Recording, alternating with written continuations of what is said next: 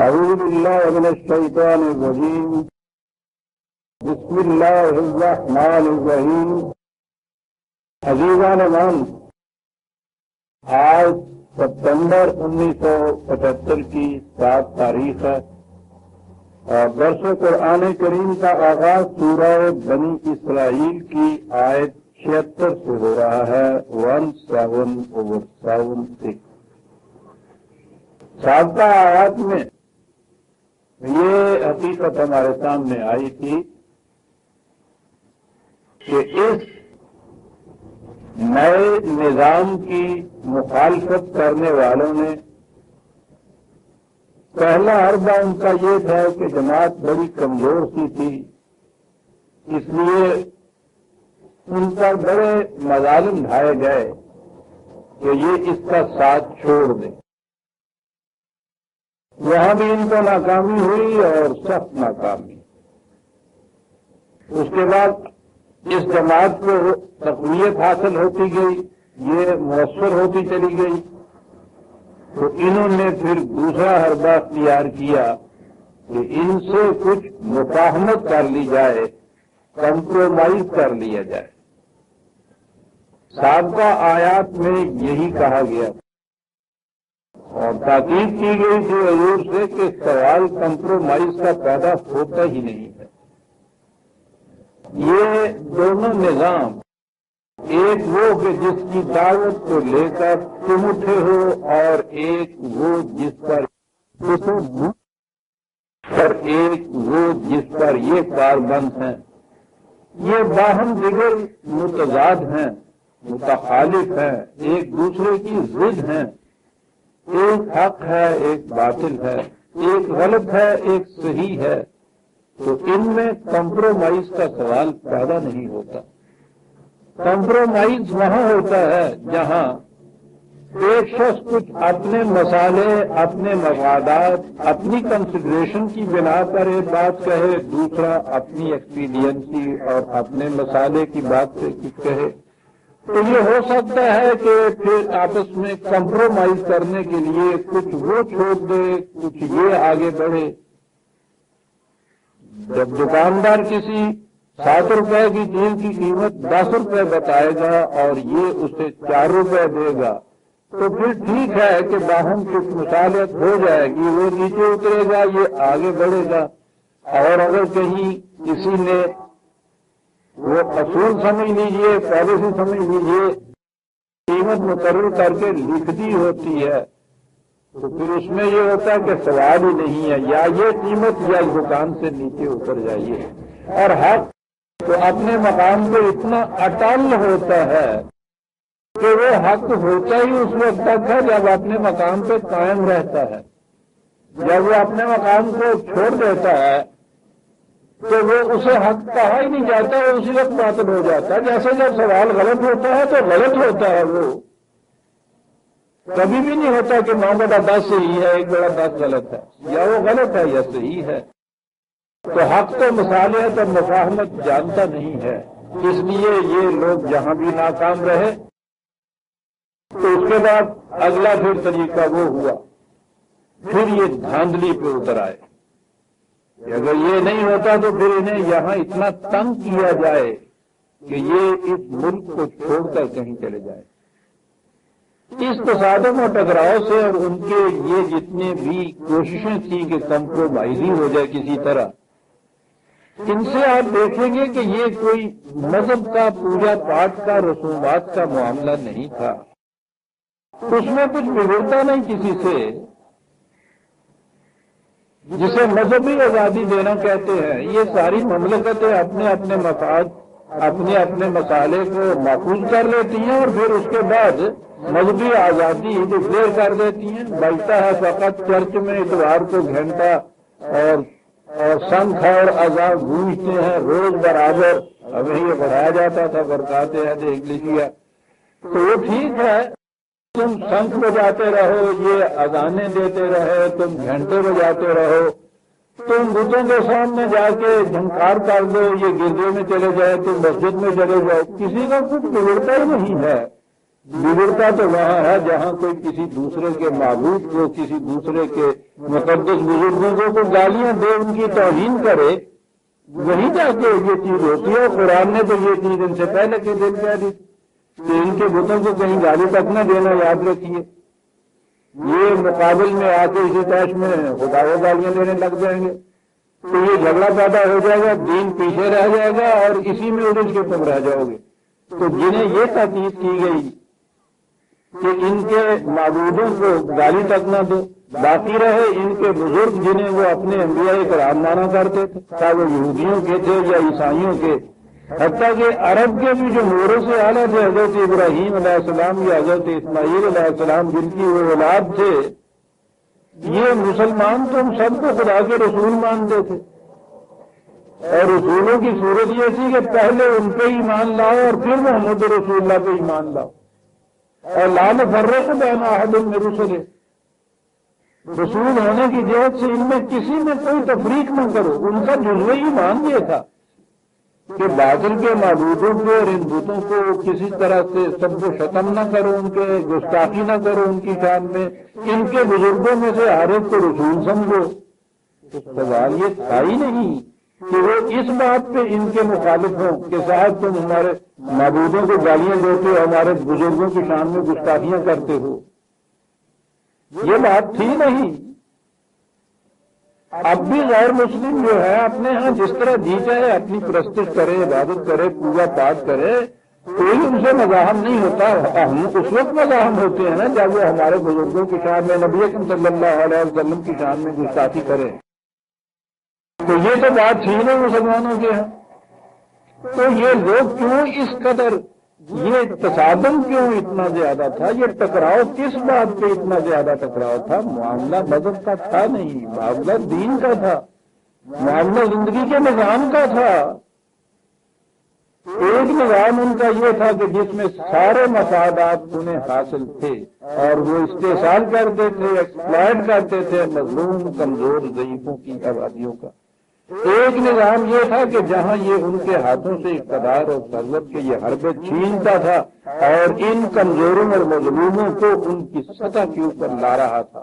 یہ ٹکراؤ ان دو نظاموں میں تھا، اور یہ وہ چیز ہے کہ اس کے لیے وہ دیکھ ہی نہیں سکتے جو پہلے غالب نظام والے ہوتے ہیں، جن کا متمکن نظام ہوتا ہے، وہ برداشت ہی نہیں کر سکتے کہ ایسا نظام کہیں مسلط ہو جائے جو ان کے اس نظام کی شکست کا باعث بن جائے۔ یہ تھی ٹکراؤ کی بات آپس کی، اور اس میں یہ کہا گیا کہ کسی قسم کی کوئی مفاہمت نہیں ہو سکتی، کمپرومائز نہیں ہو سکتا۔ تو تیسرا اب درجہ یہ تھا کہ اتنا تنگ کرو ان کو یہاں کہ یہ ملک چھوڑ کے چلے جائے۔ وَإِن كَادُوا لَيَسْتَفِزُّونَكَ مِنَ الْأَرْضِ لِيُخْرِجُوكَ مِنْهَا۔ اب ان کی کوشش یہ ہوگی کہ تمہیں تنگ اتنا کیا جائے کہ ملک چھوڑ کے بھاگ جاؤ۔ یہ جو کسی مصلح کا، کسی ایسی شخصیت کا جو ایک نظام ایسا پیدا کر رہا ہو جو اس اصلاح کے لیے اٹھا ہو، یہ آخری ساتھ اس کے پروگرام کی یہ ہوتی ہے کہ وہ اس سرزمین کو چھوڑ کے دوسری جگہ چلا جائے۔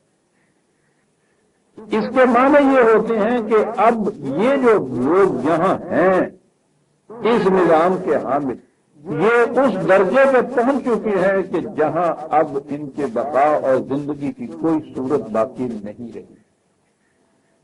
یہ چھوڑ کے جاتا ہے اسی طرح جیسے کہ ایک ڈاکٹر اس وقت مریض کی بالی سے اٹھ جاتا ہے جب وہ اس کے علاج کی طرف سے مایوس ہو جاتا ہے۔ یوں خدا کی خدائی برحق ہے پر اثر کی ہمیں تو آس نہیں۔ کیا تو خوبصورت ہے کہ جب یہ آس ٹوٹتی ہے وہ بالی سے اٹھ جاتا ہے، اور یہ قیامت گزر جانی چاہیے دیکھنے والوں کی نگاہوں میں، اور مریض بھی حساس ہے تو بالی سے اٹھ جانا کسی طبیب مشفق کا، اسے ہجرت کہتے ہیں۔ یہ اس پروگرام میں بڑا اہم مرحلہ ہوتا ہے. یہ فرار نہیں ہے، اسکیپزم کی راہ نہیں ہے، بھاگ جانا نہیں ہے، میدان چھوڑ جانا نہیں ہے، بلکہ یہ ہے کہ یہ کہہ کے اعلان کر کے اٹھ جانا ہے کہ اب تمہارے بچنے کی کوئی صورت باقی نہیں رہتی صاحب. تم ہلاک ہوا چاہتے ہو، میں تمہارے ساتھ ہلاک نہیں ہونا چاہتا. اب تم نہیں بچ سکتے اور میں گیا تھا. کہا یہ کہ وَإِذًا لَا يَلْبَسُونَ خِلَافَكَ إِلَّا قَلِيلًا، اگر انہوں نے ایسی صورت پیدا کر دی تو تمہارے بعد پھر یہ بھی نہیں جیتے رہیں گے. تمہارے یہاں ہونے سے تو پھر یہ توقع کی جا سکتی ہے کہ ممکن ہے ان میں اصلاح ہو، بدل جائے، اپنے اس ضد اور نظام کو چھوڑ دیں. تمہارا اٹھ کے چلے جانا ہے اس مریض کی بالی سے، اس کے معنی یہ ہوں گے کہ اب انہیں کوئی بچا نہیں سکتا. کیسا انداز ہے خوبصورت کہ بغام خیش تو یہ سمجھیں گے کہ ہم نے مار لیا میدان، وہ بھاگا. انہیں یہ پتہ نہیں ہے کہ یہ بھاگنا نہیں ہے، یہ تمہاری تباہی کو اپنی آنکھوں سے دیکھ کر اپنے لیے کم از کم حفاظت کے مقام پہ چلے جانا ہے. تم نہیں بچ سکتے. اور قرآن نے کہا ہے کہ یہ اے رسول تمہارے ہی ساتھ بات نہیں ہو رہی ہے، یہ تو سنت من قد ارسلنا قبلک من رسلنا ولا تجد لسنتنا تحویلا. یہ ہر رسول کے ساتھ یہی معاملہ ہوتا رہا. ان سٹیجز میں سے ہر ایک کو گزرنا پڑا ہے. یعنی یہ ایک ایسی چیز ہے، یہ ایسی کشمکش ہے جو شروع سے چلی آ رہی ہے. نہ ستیزہ گاہ جہاں نہیں، نہ حریف پنجہ پسند نئے. وہی فطرت اسد اللہی، وہی مرحبی، وہی اندری، لیکن بدل کے بھیس زمانے میں پھر سے آتے ہیں. اگر کہ پیر ہے آدم جواہ لاتفنات، تو یہ وہی کشمکش ہے جو چلی آ رہی ہے. ایک طرف انسان کی ذاتی مفاد پرستیوں کا نظام ہوتا ہے، اس کے مقابلے میں لا ینفع الناس کا نظام ہوتا ہے جو نوع انسانیت کی منفعت چاہتا ہے. پہلے دن سے آخر دن تک یہ ہے جو سلسلہ ہے انبیاء کرام کا اور ان کی تعلیم کا. یہ محض پرستی سکھانے کے لیے، پوجا پاٹ کے طریقے بتانے کے لیے نہیں آیا کرتے تھے. ایک نظام کو الٹ کے اس کی جگہ خدا بندی نظام قائم کرنے کے لیے آیا کرتے تھے. اس لیے ہر رسول کی مخالفت ہوتی تھی. اور قرآن کہتا ہے کہ ان سٹیجز میں سے ہر ایک کو گزرنا ہوتا تھا. یہ سٹیج آ جاتی تھی آخر میں جب وہ اس مقام سے، اس بستی سے جس میں انہوں نے اپنی عمر گزاری ہوتی تھی، مایوس ہو کے اٹھ کے دوسری جگہ چلے جاتے تھے جہاں وہ ان کو نکال دیتے تھے، اور اس کے بعد وہ قوم تباہ ہو جاتی تھی. کہا یہ تو طریق شروع سے چلا آ رہا ہے. من قد ارسلنا قبلک، جتنے بھی رسول تمہارے پہلے آئے، ولن تجد لسنتنا تحویلا. ان لوگوں کی بھی یہی روش رہی اور ہماری بھی یہی روش رہی اس کے بعد کہ جب بھی یہ دیکھا گیا کہ اب ان کی اصلاح کی کوئی صورت باقی نہیں رہی ہے، رسول اور اپنی اس جماعت کو لے کے وہاں سے نکل آیا ہے، تو اس کے بعد وہ قوم تباہ ہو گئی. تو کسی معاشرے کے اندر یہ صحیح اصلاح کرنے والے پرخلوص افراد کا اس مایوسی کی حالت پہ پہنچ جانا کہ اب تو ان کے بچنے کی کوئی شکل نہیں ہے، یہ ایک مرحلہ ہوتا ہے بڑا جانباز اس قوم کے لیے. اس کے بعد ان کے بچنے کی صورت کوئی نہیں رہتی. کبھی اس مقام تک نہیں پہنچا دینا چاہیے ان حق کی بات کہنے والوں کو کہ وہ پھر ان کی طرف سے مایوس ہو کر اٹھ کے چلے جائیں. پھر وہ قوم باقی نہیں رہتی. رسول آنے بند ہو گئے، یہ ٹھیک ہے. سنت اللہ تو اسی طرح سے جاری ہے. رسول کا پیغام دیا ہوا تو قیامت تک کے لیے موجود ہے. اگر کسی جگہ بھی اس پیغام کو پہنچایا جائے گا اور رد عمل یہ ہوگا اس کے مقابل میں کہ ان کا گلا ڈھونڈ دیا جائے، ان کی پیچھے ڈگڈگی لگا دی جائے، ان کی کوئی آواز سننے نہ پائے، حتیٰ کہ انہیں اتنا مجبور کر دیا جائے اگر ملک نہیں چھوڑتے تو آواز دینا بند کر دے، تو یاد رکھیے یہ ان کی شکست نہیں ہے جو یہ آواز دیتے تھے، شکست ان کی ہے، جس کے معنی یہ ہے کہ ان کی حراست کے دن قریب آ چکے ہیں. وَلَن تَجِدُوا لِسُنَّتِنَا تَحْوِيلًا، کہا کہ ہمارا یہی طریق چلا آ رہا ہے اور اس میں تم کبھی تبدیلی نہیں پاؤ گے۔ اب ایک طرف تو یہ کہا کہ کمپرومائز کی شکل بھی ختم ہو گئی، یہ بھی ہے کہ اگر یہ مکے میں یہ بات ہوئی تھی تو ہجرت کر کے حضور مدینے میں آ گئے تھے، مدینے میں آنے کے بعد بھی ان مکے والوں کی، ان کی قریش کی اور خود مدینے کے ان یہودیوں کی جو یہاں کے رہنے والے اور دوسرے منافقین کی، ان کی بھرپور کوشش یہ تھی کہ آپ کو یہاں مدینے میں بھی شکست ایسی دی جائے کہ یہ اس سرزمین کو بھی چھوڑ کے چلے جائیں۔ یہ مکے والے جو ہر تیسرے دن یورش کر کے آ جاتے تھے، مدینے پہ چڑھائیاں کرتے تھے، کاہے کے لیے کرتے تھے یہ؟ اب تو وہاں ان کو ان کی پرستش سے، ان کی بت پرستی سے روکنے والا کوئی باقی نہیں رہا تھا۔ یہ کیوں چڑھائیاں کر کے یہاں مدینے میں آتے تھے؟ اس زمانے کا 300 میل کا سفر کچھ چھوٹی مسافت نہیں تھی، کیوں آتے تھے یہاں روز چڑھائیاں کرنے کے لیے؟ کہ یہاں کہیں متمکن نہ ہو جائے یہ نظام، کہ ایک جگہ متمکن ہو گیا تو یہ پھیل جائے گا پھر ساری دنیا کے اندر۔ تو کہا یہ کہ کوئی بات نہیں، اور اگر یہ مدینے میں آنے کے بعد کی صورت کی تو اس وقت بھی حضور سے یہ کہا کہ کمپرومائز کی بات نہیں ہے، لیکن تصادم اب بڑی سختی اختیار کر جائے گا۔ اس کے لیے تاکید دوسری طرف آپ سے یہ کی گئی کہ اقم الصلاۃ لدلوک الشمس الی غسق اللیل وقرآن الفجر ان قرآن الفجر کان مشہودا۔ اب تم کیا کرو؟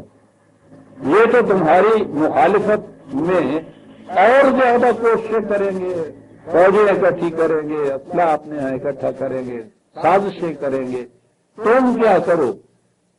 تم اس پروگرام کی مستحکم کرنے کے لیے پہلے سے زیادہ سرگرم عمل ہو جاؤ۔ لفظی ترجمہ تو عام اس کا یہ کیا جاتا ہے کہ تم صلاۃ کو قائم کرو دلوک شمس سے غسق لیل تک، میں ابھی ان کے معنی بتاتا ہوں، اور صبح کا قرآن بڑا مشہور ہوتا ہے، یعنی اتنا عظیم پروگرام، اتنی بڑی مخاصمت، تصادم، تفاہم، ٹکراؤ، اور اگر اس کے بعد یہی ہو کہ اب تم نمازیں پڑھا کرو زیادہ، یہ تو وہی ہے جو اب ہم کرتے ہیں۔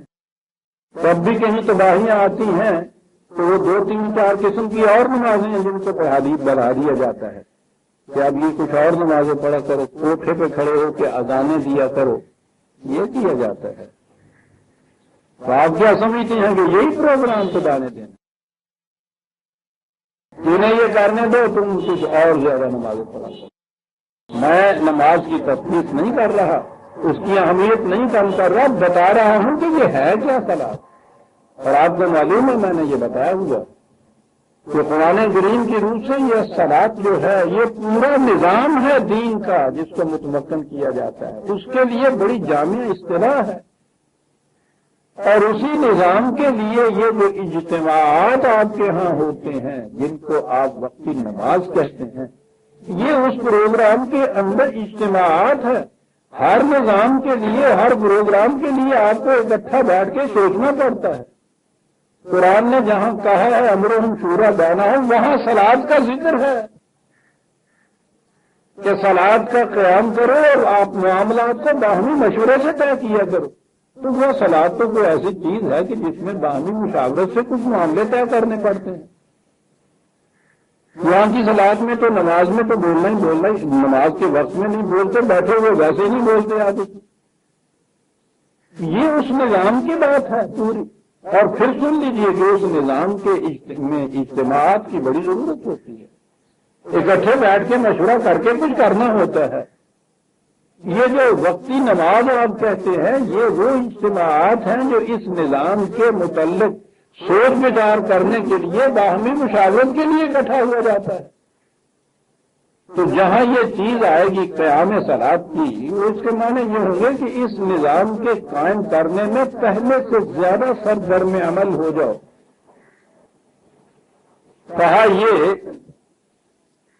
کہ اگر پہلے یہ تھا کہ کچھ تھوڑا سا وقت دیتے تھے یا کچھ وقت بچا لیتے تھے، تو اب وہ وقت آ گیا ہے کہ اب تمہیں اس نظام کے لیے جو کوشش کرنی ہے کہ دلوک الشمس الی غسق اللیل، सूरज निकल से लेकर सूरज गुरूब होने तक पूरे का पूरा दिन सारा वक्त अब इसमें तुम्हें लगाना पड़ेगा। अब रहा ये कि वो सूरज निकलने से पहले की बात जो है, क्या वो वक्त जो है वो इसके लिए नहीं आएगा? कुरआन अल फज्र, इन्ना कुरआन अल फज्र काना मशहूदा। कुरान में और मकामात में भी ये बात आई है, मैं अभी अर्ज करूंगा। बहुत सुबह उठने के लिए वो कहता है, उठना ही बहुत सुबह चाहिए। कहा ये कि वो दिन जब चढ़ जाए, दिन निकल आए, उसके बाद तो अमली प्रोग्राम शुरू हो जाएगा तुम्हारा। सारा दिन तगोताज में लगे रहोगे, लेकिन उस प्रोग्राम के शुरू करने से पहले तो यकीनन बैठ के सोचना होगा ना कि आज क्या किया जाएगा, हमें क्या हदायत मिलती। कहा कि ये उससे पहले जो फजर का वक्त है वो सुकून का वक्त होता है, सुकून का वक्त होता है। उसमें उठ के सबसे पहले तो ये लो कि कुरान तुम्हें इसके लिए कौन सी हदायत देता है, आज क्या प्रोग्राम बनना है। हर निजाम में आप देखेंगे कि दिन भर में जो कुछ करना होता है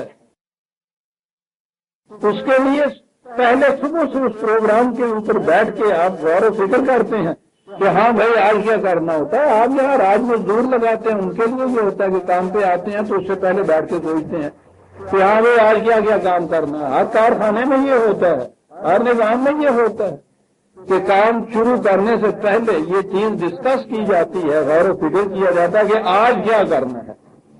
ये था वो आज क्या करने वाली बात जो है।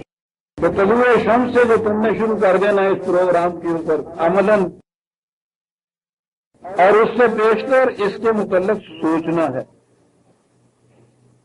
कि आज करना क्या है। ये है कुरान अल फज्र।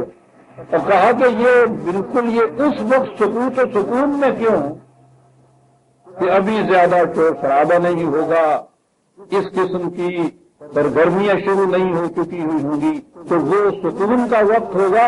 उस वक्त कुरान पे गौर खौज जो करोगे, कुरान मशहूद कहा है साहब, तो इसके जो भी छुपे हुए हकायक हैं, मुज़मर हकायक हैं, उस वक्त सुकून के साथ उन पर गौर करोगे तो वो बिल्कुल मशहूर शक्ल में तुम्हारे सामने आ जाएंगे। ये बात ठीक है। और गौर फिक्र के लिए आप देखेंगे ये अलग सुबह जो वक्त होता है जब अभी लोग भी जागे हुए न हो, माशरे में भी अभी इस किस्म की तवज्जो न शुरू हुई हो, बड़ा अजीब वक्त होता है वो। उस वक्त बड़े सुकून और कामल इर्तिकाब और कंसंट्रेशन से गौर फिक्र होती है किसी चीज के ऊपर। कहता उस वक्त का कुरान जो है वो तो यूं समझो जैसे एक मासूर शक्ल में सामने निखर के आ जाता है। कुरान करीम ने और मकामात पे इसको यूं कहा है, 3/17 है बात। अभी मैं देखता हूं, 2-3 मकाम पे ये अल्फाज आए हैं। ये मोमिनीन के प्रोग्राम के मुताबिक ये बताया है, खुसूसियात बताई हैं। साबिरीन व सादिकीन वल कानितीन, ये 3/16-17 है। अल मुनफिकीन, ये खुसूसियात हैं उनकी साथ, ये कुछ करने साबित कदम रहने वाले, सदाकत के ऊपर जमकर खड़े हो जाने वाले, खुदा के कवानीन के मुताबिक अपनी तवानाइयां सर्व करने वाले, इसके लिए जो कुछ देना पड़े उसके लिए अपनी तैयारियां खुली रखने वाले। और आगे वाल मुस्तग़फिरीन बिल असहार। अब हमारे यहाँ तो ये उधर से तर्जुमे शुरू होते हैं कि वो सुबह के वक्त इस्तग़फ़ार करने वाले, यानी वो इस्तग़फ़ार की जो तस्बीह है ना, वो सुबह तहज्जुद के बाद उठ के नमाज तहज्जुद की पढ़ के और उसके बाद फिर वो अस्तग़फिरुल्लाह रब्बी मिन कुल्लि ज़ंबिन व अतूबु इलैह वो जो होती है, ये इस्तग़फ़ार की तस्बीह। अब हमारे यहाँ तो ये इस्तग़फ़ार उस तस्बीह का नाम रह गया है ना। इस्तग़फ़ार के तो माने होते हैं हिफाजत चाहना। वो कहता है कि ये सबसे पहले शहर के माने होता है किसी प्रोग्राम के शुरू करने का वक्त। प्रोग्राम को शुरू करने से पहले ये सोचते ये हैं कि इसमें रास्ते में ये खतरात आते हैं, उनके लिए हिफाजत की क्या तदबीर की जाए, ये पहले सोच लेते हैं। یہ نہیں ہوتا کہ بنا سوچے سمجھے اٹھے تھے یا نہیں مدد کیے تو کود پہ جناب، اور وہاں جب پھر اس قسم کی مشکلات سامنے آئیں یہ کچھ آئے تو پھر جناب راہی بارزات تبتل با خدا کا ٹھیک ہے جی جانے دے دیجیے، جانے دے دیجیے، جان تو کسی پروگرام کے طور پہ دینے کا فائدہ نکلتا ہے نا، یہ تو کوئی بات نہیں ہے، یہ ٹوٹ پڑنے کی بات غلط ہے۔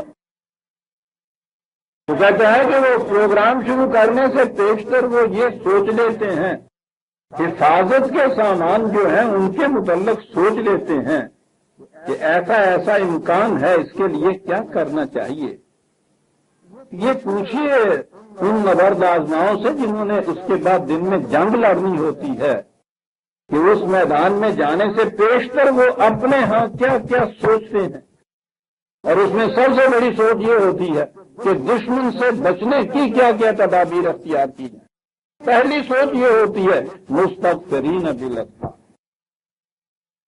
یہ ہے وہ جو قرآن الفجر ہے، یہاں بالاسحار جو کہا ہے سحر کے وقت سے پہلے، یہ ہے وہ چیز پروگرام کے شروع کرنے سے پہلے کہ یہ سوچ لیا جائے خاص طور پہ کہ خطرات سے بچنے کے لیے کیا کرنا ہے۔ قرآن سے اس کی وہ تو ساری بات یہ ہے جی کہ قرآن سے رہنمائی لینی ہے۔ کوئی معاملہ سامنے آئے اس کتاب کو کھول کے دیکھیے یہ کیا کہتا ہے، اور اس کا دعویٰ یہ ہے کہ میرے بندوں سے کہہ دو کہ جب بھی یہ مجھے پکاریں گے میں اس کا جواب دوں گا۔ یہ جواب دیتا ہے کہ یہ مشکل سامنے آ گئی ہے کیا کرنا چاہیے، یہ جواب دیتا ہے۔ وہ یہ کہتا ہے کہ اس کے لیے اپنے پروگرام سے پہلے ہی تم صبح سے پہلے ہی یہ چیز کر لو۔ نبی اکرم صلی اللہ علیہ وسلم کے متعلق جو کہا ہے کہ انا لکا فی النہار سبحا طویلا، لیکن یہاں تو پھر صبح کے معنی تسبیح کر دیا گیا کہ تیرے لیے دن پورے دن میں بہت صبح طویلا، پھر طویل آ گئی، لمبی تسبیح طویل جو آ گئی۔ صبح یا تسبیح کے معنی ہوتا ہے کسی کام کے کسی مقصد کے حاصل کرنے میں اس قدر سرگرم عمل رہنا کہ جیسے سرگرداں پھر رہا ہو انسان، ہر وقت اپنی پوری توانائیاں صرف کر دے۔ گھوڑے کے گلے پہ ان کو کہتے ہیں یہ جو پورے دونوں پاؤں اٹھا کے وہ بھاگتا ہے، اس کو کہتے ہیں عرب تسبیح۔ یہ جو تیراک ہوتا ہے جو وہ تیراکی جس میں پورا ہاتھ مارا جاتا ہے، اس طرح سے تیرنے والے کو مبہین کہتے ہیں۔ وہ یوز کرتے ہیں لفظ کو، تسبیح کا تو تصور ہی اسلام کا نہیں تھا۔ صدر اول میں کہیں اس کا نشان تک نہیں ملتا، یہ تو بدھوں کے یہاں کی چیز تھی، عیسائیوں نے لی، وہاں سے شام کے خانقاہوں سے مسلمان فقیروں کے یہاں آئی، اور وہ تسبیح اور مصلی آپ کے یہاں وہ نشان ہی بن گیا تھا عبادت کا، لیے بیٹھے۔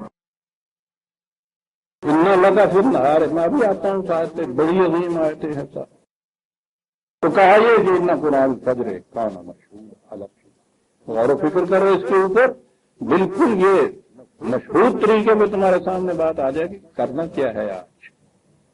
اور میں یہ یہاں ایک چیز عرض کر دوں کہ ہمارے ہاں پہلے سے ہی مختلف فرقے، ان فرقوں کی بدائی ہوئی خلاف قرآن گمراہیاں کم نہیں تھی، ان کے لیے یہ ایک چیز تھی کہ صاحب انہوں نے قرآن کو چھوڑا، خارج از قرآن چیزوں کو لیا، روایات کو لیا، حدیث کو لیا، تفسیروں کو لیا، فقہ کو لیا، اس واسطے یہ ساری تفرقے اور یہ الجھاؤ اور یہ سب کچھ ہوا۔ ہمارے دور میں ایک چیز اٹھی جنہوں نے کہا اہل قرآن ہے کہ ہم ان تمام چیزوں کو چھوڑتے ہیں، ہم قرآن پہ آتے ہیں۔ ساتھ بدقسمتی قوم کی جب فکر قوم سے مقروف ہو جائے تو پھر صورت یہ ہو جاتی ہے کہ آخری چیز یہ قرآن رہ گیا تھا، اس قرآن کے ساتھ یہ کچھ کیا گیا کہ پہلے نے وہ کچھ نہیں کیا تھا۔ صاحب ایک فکر دی آپ کے ہاں، مولوی عبداللہ چکرالی ان کا نام تھا، یہ رد عمل تھا ان کا حقیقت میں حدیث کے خلاف، وہ خود پہلے اہل حدیث تھے، انہوں نے ان تمام کو اٹھا کے پھینکا۔ ان کو اعتراض ہونے شروع ہو گیا کہ صاحب اگر تم اگر حدیثوں کو نہیں مانتے تو بتاؤ ہم نماز کیسے پڑھیں، روزے کیسے رکھیں، صاحب قربانیاں کیسے دیں؟ صاحب انہوں نے کہا کہ نہیں ضرورت نہیں ہے حدیثوں کی، یہ سب قرآن کے اندر موجود ہے۔ ایسا غلط خیال دیا. یعنی قرآن کریم قیامت تک کے لیے، ساری دنیا کے لیے، تمام اقوام کے لیے، تمام ممالک کے لیے ایک ضابطہ ہدایت ہے، جو ایسا ابدی ضابطہ ہو. اس کی صورت ہی یہ ہونی چاہیے کہ اس میں اصول دیے ہوئے ہوں زندگی کے. ان اصولوں کی جزیات بھی اگر کسی ایک وقت میں متعین کر دی جائے، زمانہ کے حالات بدلتے چلے جاتے ہیں. ناممکن ہو جاتا ہے کہ ایک وقت کے اندر جو جزیات، جو ڈیٹیلز جو ہیں قابل عمل تھی، دوسرے وقت کے اندر حالات بدل جاتے ہیں، قابل عمل نہیں رہتی ہوتی. تو وقتی طور پہ اگر کوئی آپ کو کتاب دی جائے، کوئی فقہ کی کتاب دی جائے، کوئی مسائل کی کتاب دی جائے، تو وقتی طور پہ وہ تو ٹھیک رہے گی. اگر یہ کہا جائے کہ یہ ابدی طور پہ یہی صورت اس کی رہے گی، چل نہیں سکتا انسان.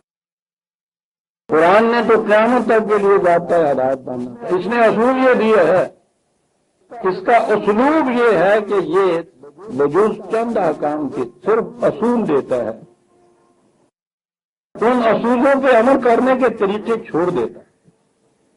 اور یہ ہر دور کی امت سے یہ کہتا ہے کہ اپنے اپنے زمانے کے تقاضوں کو سامنے رکھ، جو قابل عمل طریق ہو ان اصولوں کو ان کا عمل پیرانے کا اسے اختیار کر دو. یہ اصول تو غیر متبدل رہیں گے، قیامت تک یہ بدل نہیں سکتے. ان کے اندر رہتے ہوئے تم جو اس قسم کی جزیات، ڈیٹیل، طریقے اختیار کرو گے وہ بدلتے جاؤ. اس نے کہا امرہم شورا بینہم، ان کے معاملات باہمی مشاورت سے طے ہوں گے. ایک اصول دیا ہے کہ یہاں ڈکٹیٹرشپ نہیں ہوگی، یہ مشاورت سے معاملات طے ہوں گے. مشاورت کا طریق کیا ہوگا، مشینری کیا ہوگی، کیسے یہ مشاورت ہوگی، اس نے خود نہیں بنا دیا تھا. کہ خود بتایا ہوا طریقہ تھوڑے ہی عرصے کے بعد ناقابل عمل ہو جاتا ہے. ایک بستی کے اندر جو طریقہ ہوگا، آج کی دنیا میں جہاں ایک ملک کی آبادی 50-50 کروڑ ہو جاتی ہے، وہ طریقہ ناقابل عمل رہے گا. یہ وجہ ہے کہ قرآن نے اصول دیا ہے. قرآن نے کہا ہے کہ وہ یامر بالعدل، عدل کا حکم دیا جاتا ہے تم کو. عدل کے لیے طریق کون سا ہوگا یہ نہیں قرآن خود بتاتا، بدلتے چلے جائیں گے. یہ طریق پنچایت میں بھی عدل ہوتا ہے، یونین میں بھی آپ کو بنانی پڑتی ہے. یہ ہے قرآن کا اصول. اور یہ اس لیے ہے کہ اس کتاب عظیم نے آخر تک، آخری انسانوں تک ضابطہ ہدایت رہنا ہے. کسی رسول نبی نے آنا نہیں، کوئی اور کتاب آنی نہیں. اور انسان کی تو ابھی عمر پتہ نہیں کہاں تک کس نے جانا ہے. ابھی تو جوانی کے دن شروع ہوئے ہیں انسانیت کے. تو ان کو جزیات کا پابند اس طرح سے نہیں کیا جا سکتا. لیکن انہوں نے صاحب یہ ایک نظریہ ان کے ذہن میں آیا کہ ہاں صاحب ٹھیک ہے، سب قرآن کے اندر موجود ہے، ایک ایک چیز کی جزیات اس کے اندر موجود ہے صاحب. اب لگے ڈھونڈنے جو اس کے اندر ہے نہیں. تو اب سوچئے کہ اس تلاش کا نتیجہ کیا نکلے گا. یہ چھوٹی سی چیز ہے صاحب. انہوں نے کہا تھا نماز کیسے پڑھے. انہوں نے کہا، اور عبداللہ چکرانوی صاحب نے سب قرآن کے اندر ہے صاحب. اچھا جی، تو یہ قرآن کے اندر سے اب نماز کے وقت مقرر کرنے شروع کیے، نماز کی رکعتیں مقرر کرنی شروع کی، نماز کی یہ جزیات مقرر نہیں کرنی شروع، تلاش کرنی شروع کر. اب ہو تو کہیں سے ملے، اب لگے کھینچنے صاحب ادھر ادھر سے آئے. انہوں نے یہ کہہ دیا کہ ایسا وقت تو پہنچ جائیں. 4 رکعتیں ہیں، ٹھیک ہے، ایک رکعت میں 2 سجدے بھی ہوتے ہیں. پڑھنا کیا چاہیے اب اس کے لیے مشکل پیش آ گئی صاحب. یہ جو کچھ پڑھا جا رہا ہے آج کل، یہ تو انہوں نے کہا حدیثوں کی روح سے ہے، یا چلا آ رہا ہے امت میں، کچھ ہونا چاہیے. اور انہوں نے تجویز کرنا شروع کر دیا. یہ آیت پڑھنی چاہیے، یہ ذکر کرنا چاہیے، یہ پڑھ. بھائی آپ کو کس نے یہ اتھارٹی دی ہے؟ رسول تو یہ کہتا ہے کہ خدا نے کہا ہے یہ تم کرو. دوسرا طریقہ ہے امر شورا بینہم، مشاورت امت کی کچھ کرے کہے تو اس کے مطابق کرو. تو یہ کس نے تمہیں اختیار دے دیا؟ تم اٹھ کے کہو کہ نہیں آج سے یہ ساری امت جو ہے وہ اس طرح کی نماز پڑھے گی. ارے تمہیں کس نے اختیار دے دیا یہ کہنے کا؟ چلو یہ کہو میں ایسی نماز پڑھوں گا، پڑھ دے رہو. یہ تو نہیں صاحب، یہ تمہاری سب کی نمازیں باطل ہیں، وہ نماز وہ جو میں کہتا ہوں. 4 دن ہوئے ان کو مرے ہوئے، ان کے متبعین یہاں اٹھ کے بیٹھ گئے، یہاں موجود ہے آپ کے یہاں لاہور۔ کہنے لگے قرآن سے، اس نے بھی یہ سب کچھ قرآن سے ثابت کیا تھا بغیر میں سے۔ یہ 5 وقت کی نماز 4 رکعتیں 2 دئی، انہوں نے یہ ثابت کیا کہ نہیں صاحب یہ غلط، انہیں قرآن سے، انہوں نے کہا کہ قرآن سے 3 وقت کی نماز، ایک نماز میں 2 رکعت، ایک رکعت میں ایک ہی سجدہ، نہ اذان نہ سلام، درمیان میں کیا پڑھنا چاہیے کہ انہوں نے کچھ اور ہی تجویز کر دیا۔ یعنی ابھی 2 ہی ہوئے، یہ درمیان میں کچھ اٹھے تھے، وہ تو چند دنوں کے بعد ہی ختم ہو گئے تھے۔ کسی نے ایک ہی نماز بتائی تھی، ایک ہی سجدہ اس کے اندر، اب یہ ایک نئی نماز یہاں سے شروع ہوئی۔ ان سے پوچھو کہ آپ کو یہ اختیار کس نے دے دیا تھا؟ اگر یہ بات ہے قرآن سے، جو میں کہہ رہا تھا کہ جتنا نقصان انہوں نے پہنچایا ہے قرآن کو، اس سے بیشتر 1000 سال میں نہیں پہنچا۔ ان کے یہاں اگر اختلاف ہوتا تھا تو اس بات پہ کہ صاحب اس حدیث میں یہ آیا ہے، اس حدیث میں یہ آیا ہے، حدیثوں میں اختلاف ہے، فلاں امام کا یہ قول ہے، دوسرے امام کا یہ قول ہے، انسانوں کی یہ فکر ہے، خدا کی بات تو نہیں کی۔ یہاں یہ کہہ رہا ہے ان کا یہ ایک شخص جن کے یہ متبع ہے، پہلا ہی ان کے یہاں کا امام کہ صاحب یہ ہے نا قرآن کی روح سے خدا نے فرمایا ہے 5 وقت 4 رکعتیں 2 سجدے ایک رکعت کے اندر، اسی کے متبعین کہتے ہیں خدا نے قرآن میں یہ کہا ہے 3 وقت 2 رکعتیں ایک سجدہ۔ تو قرآن کے متعلق اب یہ جتنے بھی غیر مسلم ہیں کیا خیال کریں؟ قرآن نے کہا یہ تھا کہ اس کے خدا نے کہا تھا کہ قرآن کے من جانب اللہ ہونے کا ثبوت یہ ہے کہ اس میں کوئی اختلافی بات نہیں آئے گی، تم پاؤ گے نہیں اس میں کوئی متضاد چیزیں، متخالف چیزیں، کہ یہی قرآن 5 وقت بھی بتائے اور یہی قرآن 3 وقت بھی بتائے، یہی قرآن آپ کو 4 رکعتیں بتائے، یہی قرآن 2 رکعتیں بتائے، یہی قرآن 1 رکعت میں 2 سجدے بتائے، یہی قرآن 1 سجدہ بتائے، یہی قرآن یہ کچھ پڑھنے کے لیے بتائے، یہی قرآن یہ کچھ پڑھنے کے لیے بتائے، وہی قرآن۔ آپ سوچئے اس قرآن کے متعلق اب لوگوں کے ذہن میں کیا آیا؟ اب تک تو بچت کی صورت یہ ہوتی تھی کہ جب بھی وہ امت مسلمانوں کے اختلافات کو گناتے تھے تو ان سے کہا جاتا تھا کہ صاحب یہ اختلافات ان وضعی روایات نے پیدا کیے ہیں، فکر نے پیدا کیے ہیں، انسانوں کی فکر نے پیدا کیے ہیں۔ تو خدا تو بچا رہتا تھا، قرآن تو محفوظ رہتا تھا، اب وہ بھی ختم ہوا۔ کہا یہ ہے کہ قرآن سے یہ ثابت، اور یہ تو ایک مسئلہ ابھی نماز کا میں نے کہا، یہ حلال ہے وہ حرام ہے، یہ جائز ہے وہ ناجائز ہے، ایک لسٹیں انہوں نے مرتب کی ہے، تو دوسرا مرتب کیے چلا جا رہا ہے، صاحب اسی قرآن سے یہ کہتے ہیں۔ ایک 10 طرف سے تیری خالی بچا ہوا تھا، اس کے بھی دل پہ آخر چرتا لگا کے چھوڑا۔ یہ بچی ہوئی کی خدا کی کتاب ان مسلمانوں کے ہاتھوں سے اس ہمارے دور میں آ کے اس کو بھی انہوں نے ختم کر دیا۔ یہ چیزیں برادران عزیز سوچ لیجیے کہ قرآن کریم کے اندر جو کچھ دیا ہوا ہے، اگر وہ جزیات یا ڈیٹیل دی ہوئی ہیں تو وہ اتنی صاف اور واضح ہیں کہ ہو ہی نہیں سکتا کہ 2 شخص الگ الگ اسی قرآن سے ان کو لیں تو وہ 2 قسم کی چیزیں دے دیں۔ اگر اس نے یہ بات کہی ہے کہ 2 بہنیں بیک وقت ایک کے نکاح میں نہیں رہ سکتی، 1000 آدمی 1000 مختلف جگہ اس قرآن میں سے دیکھے گا یہی بات ملے گی۔ اگر اس نے یہ کہہ دیا ہے کہ ورثہ میں فلاں کا اتنا حصہ ہے، 1,00,000 آدمی 1,00,000 مقام پہ اس قرآن سے لے گا وہی ملے گا اس۔ یعنی جس بات کی اس قرآن نے خود تفسیر دی ہے ان میں کسی صورت میں تضاد ہو ہی نہیں سکتا۔ اگر وہ اس میں تضاد واقع ہو جائے، گنتی میں تضاد واقع ہو جائے عزیزان مان، تو معاف رکھیے گا اس سے زیادہ ناقص کتاب کون سی دنیا میں ہو سکتی؟ وہ کتاب کہ جو یہ نہ بتا سکے کہ 5 وقت ہے نماز کے یا 3 وقت ہے نماز کے، اسی سے ایک 5 ثابت کرے، اسی سے ایک 3 ثابت کرے، کیا اس خدا کے مطلب کیا تصور ہوگا کہ اسے اتنا بھی کہنا نہیں آتا؟ یہ ہے اس قرآن کے متعلق آپ کو کہ قیامت تک کے لیے نئے انسانی کے لیے ضابطہ ہدایت اور کیفیت یہ ہے کہ اس کو گنتی نہیں آتی 5 کے وقت کی یا 3 وقت کی۔ 2 رکعتیں ایک نماز میں یا یہ 4 رکعتیں 2 سجدے یا 1 سجدہ، یعنی یہ کہنا نہیں آتا قرآن خدا کو، معاذ اللہ معاذ اللہ معاذ اللہ۔ یہ ہے جس کا نام آپ وہ کہہ رہے ہیں ہم اہل قرآن۔ ہم صرف قرآن سے یہ سب چیزیں ثابت کرتے کیوں ثابت کیا جاتا ہے؟ دیہاتی ملا اکٹھے ہوئے سمجھ ہی نہیں سکے کہ قرآن ہے کیا۔ یہ قرآن اصل میں ایک بڑی بلند فکر چاہتا ہے، اس سطح کے اوپر یہ بات سمجھ میں نہیں آتا۔ لگے نکالنے قرآن تباہ کر کے رکھتی ہے، ایک چیز سی بچی ہوئی صاحب ہمارے پاس، پوچھو نہیں ان کو کیا اس سے غرض ہے کہ پھر وہ کیا کہتے ہیں آج بھی مخالفین قرآن، کیا کیا کہہ رہے ہیں مستشرقین اس بات کے اوپر کہ آج تک تو ہمیں آپ یہ کچھ کہتے تھے کہ صاحب یہ اختلاف ان لوگوں کا پیدا کردہ ہے، خدا کی کتاب وہ ہے کہ جس میں کوئی اختلافی بات نہیں ہے۔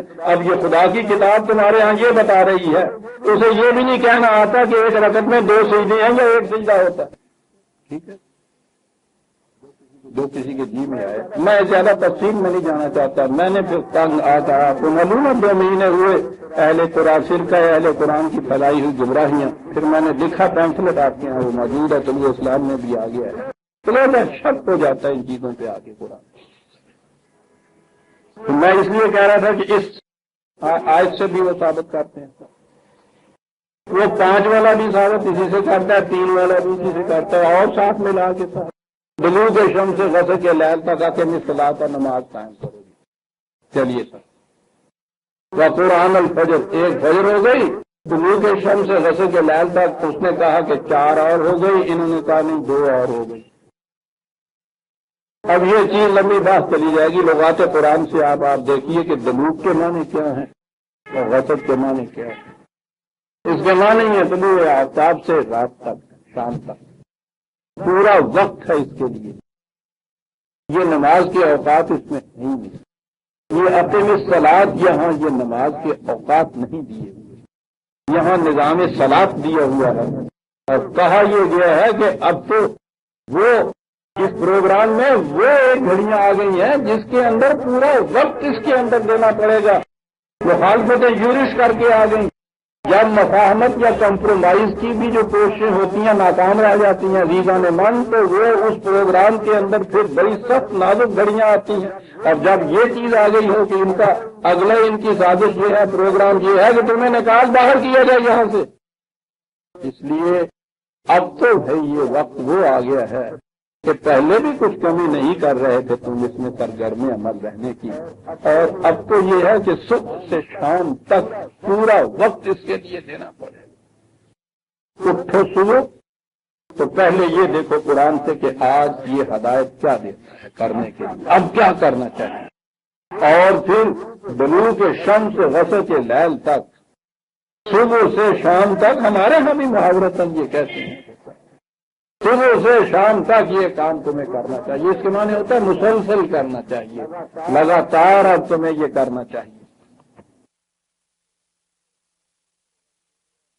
وقت اٹھو اور باہمی مشاورت کرو، اور پھر صبح سے شام تک یہ کرو، اور یہ سب کچھ کر کے گھروں پہ چلے جائیں، ان سے کہو کہ جاؤ تم آرام کرو، اور تمہیں پھر بھی کچھ جاگنا پڑے۔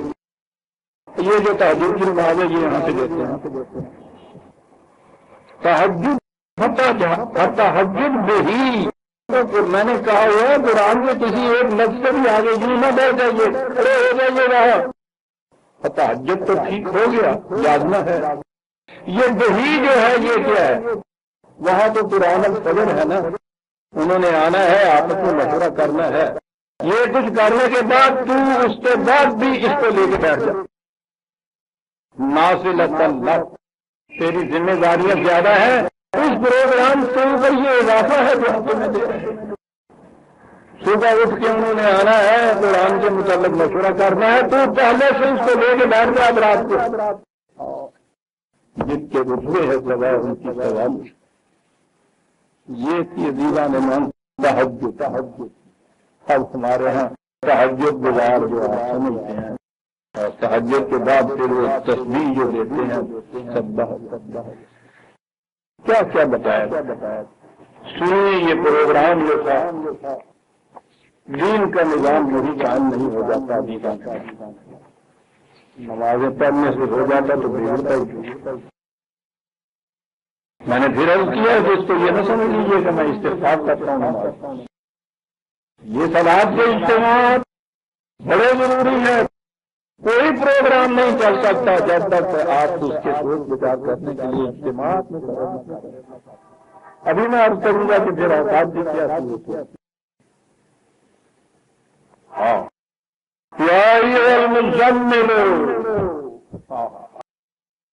اور پھر نعتوں میں آ کے جو مزمل اور کملی اوڑھنے والے پیارے کملی اوڑھنے مزمل پوچھی اور پوچھے کہ وہ یہ لفظ کس طرح استعمال کرتے ہیں. ان کے یہاں تو قافلے چلتے تھے. اونٹوں کے قافلے ہوتے تھے. اونٹوں کے قافلے میں بوجھ لدیے تو سواریاں بٹھائیے تو پہلی چیز یہ دیکھنے کی ہوتی ہے کہ اس طریق پہ بوجھ لگا ہوا ہے کہ وہ اعتدال اس میں قائم ہے, توازن قائم ہے, ایک طرف سے جھکا ہوا نہیں, دوسری طرف سے اٹھا ہوا نہیں, رسیاں ٹھیک بندھی ہوئی ہیں ان کی, چلتے ہوئے کہیں ادھر ادھر تو نہیں گر جائے گا سامان. ایک پیاوے میں اونٹ کے اوپر دو سواریاں بیٹھی. سواریوں کے متعلق یہ دیکھنا کہ وزن کے اعتبار سے دیکھنا کہ وہ صحیح ہے, اور اس کے بعد یہ کہ سواریوں نے وراثت کو گفت بنا کے بٹھانی دیے, آپس میں باتیں کرنی ہیں, مشورے کرنے نے یہ بھی دیکھنے کی بات ہوگی کہ ذرا ہم رائے, ہم مزاج, ہم اہم, یہ بھی ہونا ضروری ہے. دو سواریوں صاحب ریل کا سفر آپ کے یہاں کا نہیں کٹتا اگر وہ صحبت ناجنس آپ کے یہاں کہیں دوسری سواری کا یہ آزاد ہو جاتا ہے. وہ میر تجی تو آگے راستے میں اتر بیٹھا تھا نا اکے. جی اکے جانتے تھے اس زمانے میں, دلی سے لکھا لیا غریب تھا, سالم تو لے نہیں سکتا تھا, تو اکے میں دو سواریاں بیٹھتی تھا, ایک اور سواری بیٹھتی. اب وہ چل پڑے سب راستے. اب اس نے شروع کی اپنی درخوارداری زبان. میر تجی میر ہے, وہ اتنے نازک مزاج جوان کے معاملے کے اندر ذرا سا تلفظ کہیں بگڑا نہیں ہے تو ان کے شکنے پڑ جانے والی بات. وہ برخندار یا دیہاتی وہ ساتھ بیٹھا تھا, وہ ذرا بات وہ اس نے باتیں شروع کی. صاحب یہ باتیں تو کچھ آگے چلنے کے بعد اس نے کہا اس کا تو خیر چاہیے اتر جائیے. کہنے کہ آپ یہ کرایہ مجھ سے لے لو پورے کا پورا, خدا کے لیے مجھے اتار دو, میں چلنا چاہوں گا. جی تک میرا اچھا چل رہا ہے, چلیں گا یہ کہ میں تمہاری بات نہیں کرتا, بولے کی بات نہیں کرتا. یہ جو صاحب آپ نے مجھے بات دیا ہے نا, میں یہ دیکھ رہا ہوں کہ اگر آگے تک یہ رہا تو ساری زندگی کی جتنی شاعری واری میں نے کسی میں سب ختم ہو جائے گی. اس کے مرد کی زبان اتنا اثر کر جائے گی, میں اس سائدوں کے اوپر سفر بھی کرنا چاہتا تھا. صحبت ناجنس تو یہ چیز ہوتی ہے. تو اگر کسی کے اونٹ میں بٹھا دیا جائے سواری کے ساتھ کس قسم کا میر تکی اور اس کے ساتھ یہ کرتی تھا, تو اسے یہ بھی دیکھنا چاہیے کہ کس قسم کی سواری میں بیٹھی ہوئی. تو یہ جو میرے کارواں ہوتا ہے نا, قافلہ سالار جو ہوتا ہے, یہ قافلہ سالار جو ہے اس کا کام یہ ہوتا ہے کہ وہ یہ دیکھے کہ میرا قافلہ جو چل رہا ہے, اونٹ سب ٹھیک ہیں, سامان درست ہے, خاص طور پہ یہ جو سواریاں بٹھا رہا ہوں میں, یہ ایسے انداز کی ہیں کہ سفر ان کا اس طرح سے کٹے گا, موافقت ان میں ہوگی, مطابقت ان میں ہوگی. یہ جو کچھ کرنا ہوتا ہے نا قافلہ سالار کو, اسے عرب کہتے ہیں عمل تضمین. اور جو کارواں سوار اس میں بہت زیادہ ایکسپرٹ ہوتے ہیں اسے وہ مزمل کہتے ہیں. کہا یا مزمل, اے کاروان انسانیت کے لے جانے والے ذمہ دار. یہ ہے حضور کا مطلب, یہ تھی ذمہ داری, یہ تھا مزمل. اور پھر ایسے قافلے تیار کیے اس مزمل نے عظیمہ نے جہاں کہیں اختلاف نہیں ہوا, کہیں تضاد نہیں ہوا, کہیں آپس میں مزاحمت. سواریوں کی کہتے یہ تھا مزمل. قافلہ میں چلنے والے مسافر جو ہے ان کی ذمہ داری بڑی تھوڑی سی ہوتی ہے. وہ اپنا ہی لوٹا, اپنا ہی بستر, اپنا ہی کچھ ٹوٹا باندھا, اتنا ہی ہوتا ہے نا. باقی سارا کچھ جو ہوتا ہے وہ قافلہ سالار کے سر پہ ہوتا ہے. اس کو تو بڑی فکر، پتہ نہیں کتنا کچھ انتظام اسے کرنا ہوتا ہے۔ یہ تھی وہ جماعت کی تشکیل جماعت کا اولی مرحلہ، جس میں عمل تضمین یوں کرنا پڑ رہا تھا، دن بھر یہ سارا کچھ قافلے کو دیکھ بھال، اور جب قافلے والے سو جائیں آرام سے تو پھر یہ تضمین والا بیٹھتا، کہاں نقص رہ گیا، کہاں مجھے کیا کرنا ہے، کل کا پروگرام کیا ہے، کیسے طے کرنا ہے، یہ سارا کچھ ساری رات جاگتے رہتے۔ سنا ہوگا آپ نے ممبروں سے کہ حضور ساری رات عبادت میں کھڑے رہتے تھے، پاؤں سوج جایا کرتے، ان کے ذہن میں کچھ اور آتا ہی نہیں۔ جب بھی ان کے یہاں پوچھنے کے بعد بڑا عبادت گزار ہے، اس کے معنی یہ ہے کہ رات بھر نہیں عبادت کے اندر ایک آئے کہ کام خداوندی معصومیت کا تو تصور ہی نہیں ہے۔ رسول اللہ صلی اللہ علیہ وسلم رات کرے کیا کرتے رہتے تھے، وہ اور کیا نہیں بتایا، قرآن نے بتایا یا ایھا المزمل۔ دیکھیے مخاطب کس بات سے، حضور کا اس میں گرامی ہے کہ کوئی اور صفاتی نہیں وہ کہ جس نے اتنا بڑا کارواں تیار کرنا ہے، بڑا کوئی سوچنا بچا۔ قافلے والے دن بھر کے تھکے ماندے سو گئے، تو جاگ رہا ہے ابھی تک، ایسے نظر آتا ہے جیسے وہ مشرق ماں کمرے کے بعد سے گزرے اور بچہ امتحان دینے والا جو ذمہ دار وہ آدھی رات تک بیٹھا ہے، اور ننا تو ابھی تک جاگ رہا ہے، اور بیٹا سو بھی جا کوئی تھوڑے وقت کے لیے، صبح امتحان دینا ہے تمہیں میں اس لیے تو جاگ رہا ہوں نہ بیٹا سوتے ہیں ضرور۔ یا ایھا المزمل قم اللیل الا قلیلا، مزمل جاگنا تو پڑتا ہے تجھے، رات کو جاگا کر بھائی تھوڑا جائے نصفہ قسم آدھی رات تک جاگ لیا کر، کچھ سو لیا کر، اس کے بعد تھوڑا سا یہ کر لیا کر، اس لیے کہ انا سنلقی علیک قولا ثقیلا، بڑا بھاری پروگرام، بڑا مشقت طلب پروگرام ہے تیرے سامنے۔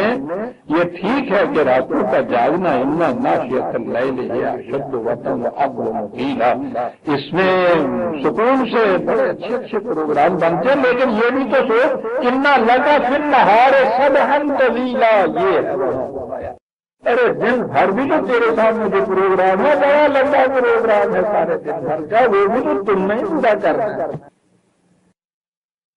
یہ تھا عزیزان مان ومن اللیل فتہجد بہ نافلۃ لک، پروگرام قرآن الفجر سے شروع ہوا، بلوغ شمس سے غسق لیل تک پورے کا پورا یہ پروگرام رہا۔ یہ تھے سچے معنی ہو گئے، یہی ہے آگے وہی سورہ مزمل کی ایک دو آیتیں عربی کو دیکھ لیجیے، بڑی عجیب چیزیں ہیں، کتنی رعایت ہے، نہیں یعنی حقائق پہ نگاہ رکھتا ہے کہ تیرے ساتھ یہ جو قافلے والے چل رہے ہیں ان کی کیفیت یہ ہے، وَطَائِفَةٌ مِّنَ الَّذِينَ مَعَكَ، تو بھائی یہ گروہ بھی تمہارے ساتھ ہے، ان کی کیفیت یہ ہے، منکم مردہ، اور پھر کمزور بھی ہیں، کچھ اس میں مریض بھی ہو سکتے ہیں، یہ مختلف انداز کے ہیں۔ اگر یہ چیز سب کے لیے مقرر کر دی جائے کہ دن بھر اس مسافت میں اس پروگرام میں فرض عمل، رات بھر کہا جائے جاگا جائے، نہ یہ کہا جائے تمہیں دیکھ دیکھ کے تمہارے دیکھتے میں یہ بھی یہی کچھ کرنے لگ جائیں، تو یہ تو کام نہیں چل سکے گا۔ یہ قرآن کہہ رہا ہے جماعت میں مختلف قسم کے لوگ ہوتے ہیں، ان کا بھی خیال رکھو، تم جاگو گے تو یہ بھی جاگنا شروع کر دیں گے، سو جایا کرو تھوڑے وقت، ان کو بھی سو جانے دیا کرو، بس پھر صبح اٹھ کے پھر بالکل شروع کر دیا کرو۔ یہ تھا جو یہاں کہا گیا۔